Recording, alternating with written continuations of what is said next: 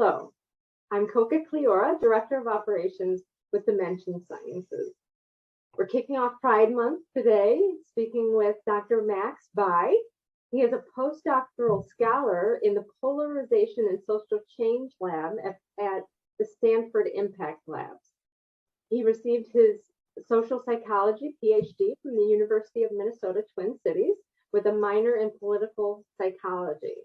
His research involves how ideology and prejudice are related, how people react to demographic shifts and cultural changes, and research methodology. Welcome, Dr. Bai. Thank you very much. Why don't you just tell me a little bit more about what you do? That description encompasses so much. So talk a little bit about the work that you do and how you got interested in it. A lot of what I do is studying essentially about how people think about the society and social issues. A lot of the most important issues are intersecting with race and the political polarization. So that is mainly what I study. On a day-to-day basis, a lot of what I do is looking at what other researchers are finding out and what are some of the latest findings on new insights on human psychology and how we think about the society. And based on that, I derive hypotheses and test them with new data or new experiments. After that, I will run statistical analysis, building essentially statistical models, see if what I guess, what I assumed is true or not, and share it with the academic community and the general public. There's more than just psychology there. It sounds like there's a lot of statistical analysis. So what are the different fields that go into your area of study? I think what makes social psychology or any social science field as a STEM field is the heavy reliance on statistic techniques. But compared to many other fields, what makes psychology science is really the fact that you test an idea with data. And the way you use data have to rely on statistic analysis. Otherwise, how do you know whatever idea you're testing is true or not? There will be some objective criteria to compare your idea against. And of course, just for the substantive field I'm studying, a lot of it intersect with political science, sociology, and sometimes race and ethnicity study or gender study. So you do have to read a lot about work that is not just from my own field, sometimes to get a better understanding of the historical context regarding why people think about the situation or social issue the way they do, and think about and potentially where we're going just based on how things happened in the past. Is this something that is happening again? I mean, even though I'm trained as a social psychologist, and my home field is psychology, like most other science, they tend to intersect with a lot of other disciplines. I imagine it's taken a long time to get where you are doing the work that you are doing. How did you first get interested in this area, and what went into getting to where you are today? When I was an undergrad in University of Minnesota, I took a research assistantship position with someone who was really my mentor at that time.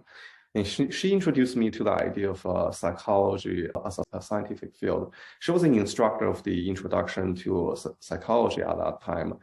And I was just really fascinated by the idea that, like, okay, this is something you could test. It's not just like an armchair philosophy, like, oh, you think about this thing, you assume it is true. As a psychologist, the way I practice psychology is doing research, not talking to a patient or anything. And it's such a fascinating and broad field that encompasses many things.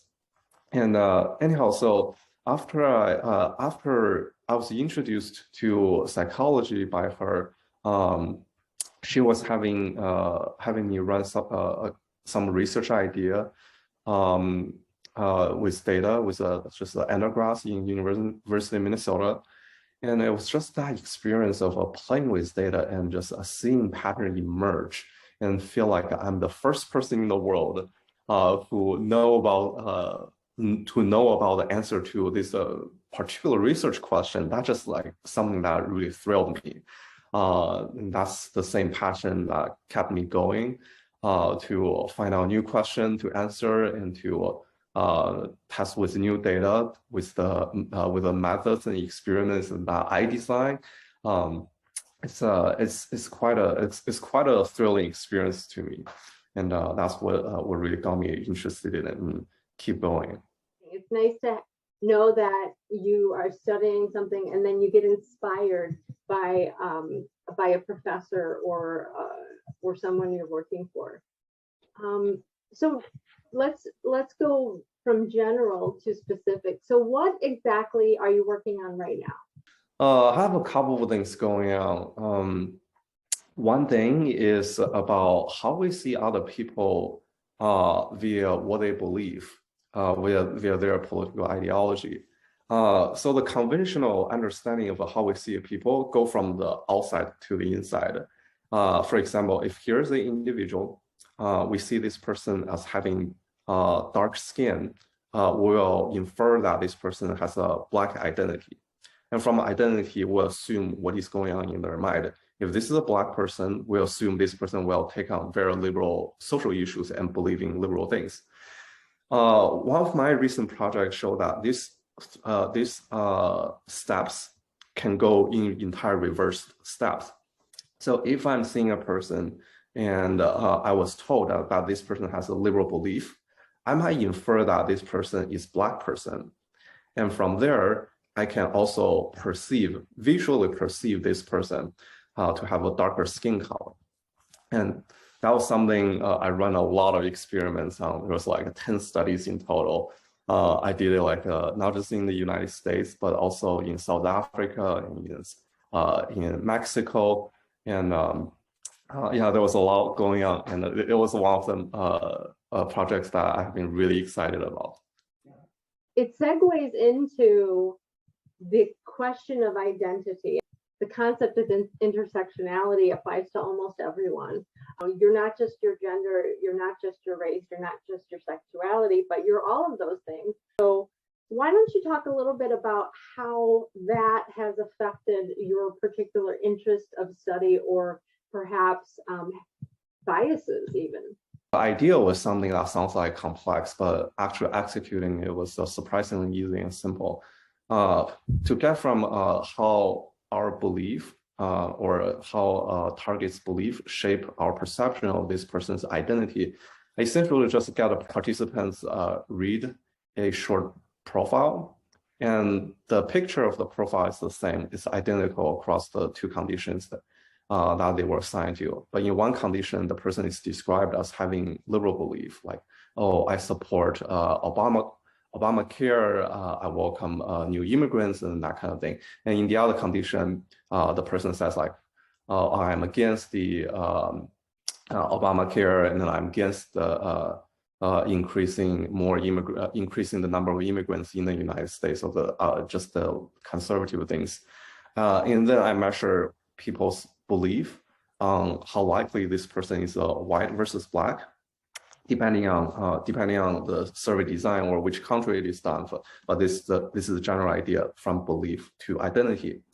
And in some studies, I also just directly ask people to rate the skin tone darkness of the person from I think it was a 25 or 26 point scale from like essentially like pale white to the darkest color block. So like where do you think this person's skin color is on this spectrum? And then to make sure I have this like a three-step causal chain process correct, I did this thing called causal chain experiment. So I manipulate belief and measure identity. And in another experiment, I manipulate identity and measure people's perception of skin tone. So I just give participants a profile that's similar to what I described, but instead of talking about this, whether this person believes in liberal things or conservative things, instead I say this person is Black or this person is white. Then I measure people's perception of the skin tone, and I see that this one these experiments also generate people's differences in their skin tone perception. So I have this like a 3-step reversal demonstrating full causal chain. And regarding identity, yeah, I think this question is really interesting to me because in part we're in a growing multicultural society. The demographic change is happening in a very in a very monumental speed and a very historical way. In just a couple of decades, racially white, monoracial white will become the new quote-unquote minority.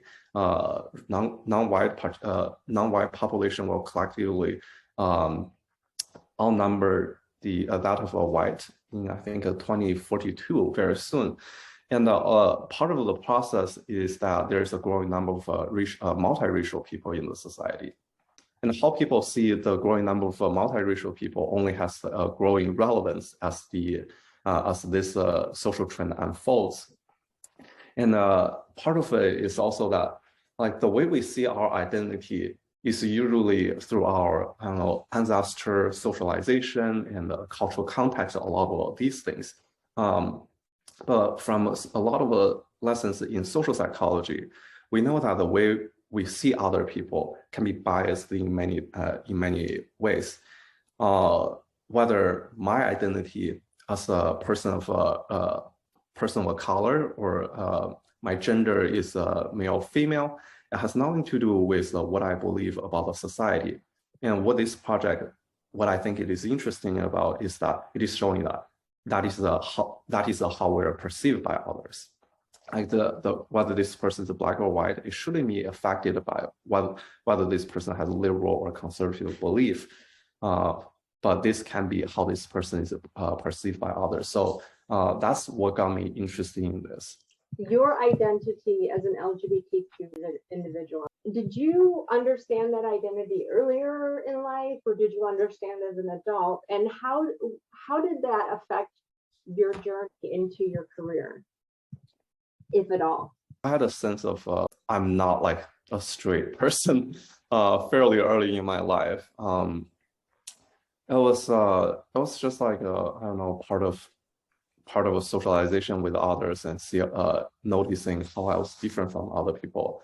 In many ways, I think it shaped my research agenda in the way that I'm interested in understanding how minority people are seeing the society, not just gender, but a lot of time how it is cross-cutting with race, immigration status, and many other things, and sometimes how these things interplay with each other.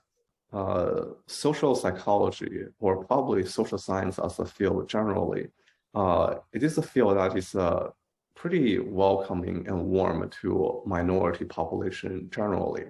And just being a field that is really welcoming to me as a person of a multiple minority identity, I think that's part of what keeps me going in the field.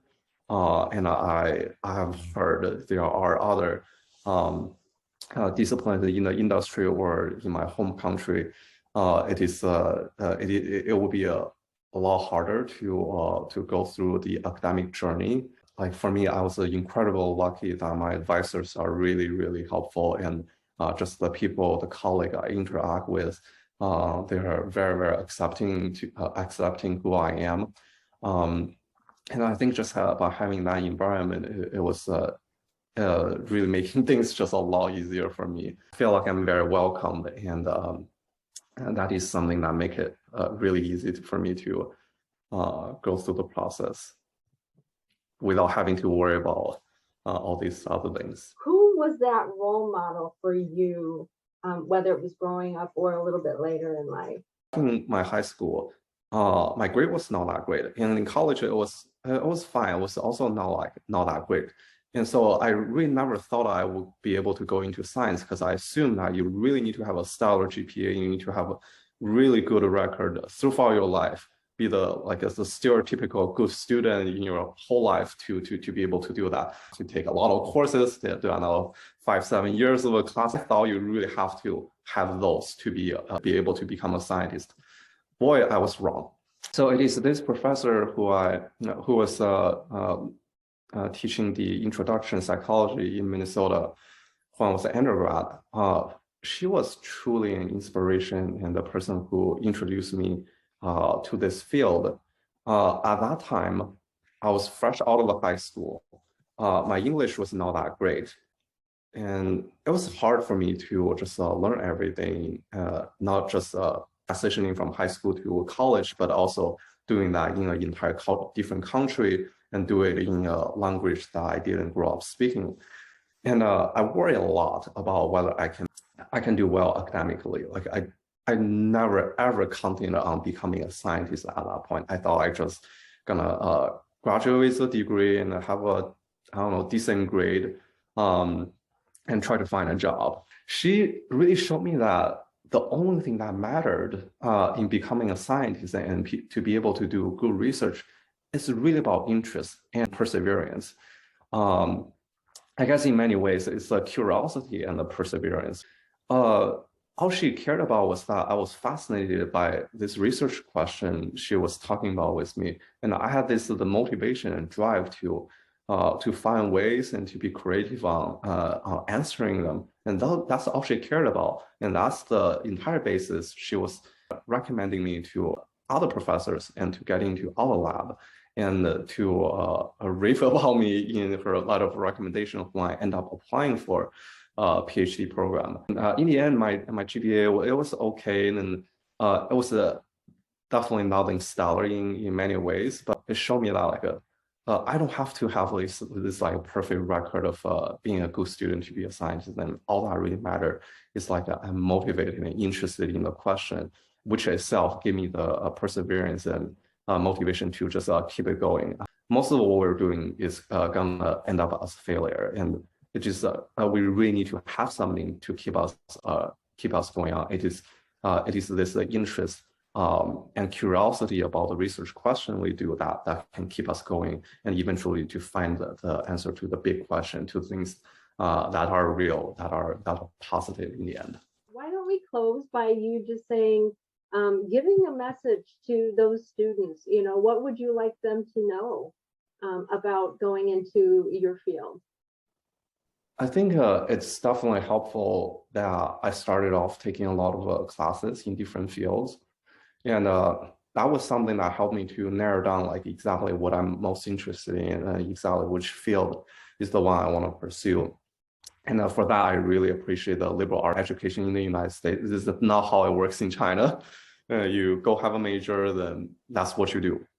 And here you got to explore and discover what you're really passionate about. Like I was surprised in many ways how much I'm like you can be in a scientific discipline just by being in someone's lab.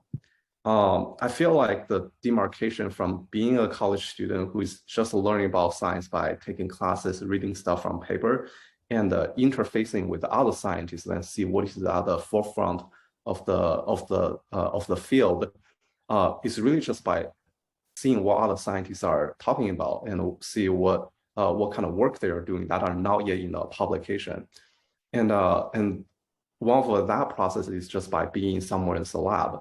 So I would say that like if you're someone who is interested in a particular field and you want to learn more about it, you're motivated, go ahead and write an email to a professor whose research interests that you're overlap with yours. You can look up their Google Scholar, look up their grad students' work, and if you're really interested, just send them an email and ask them if you can get into their lab.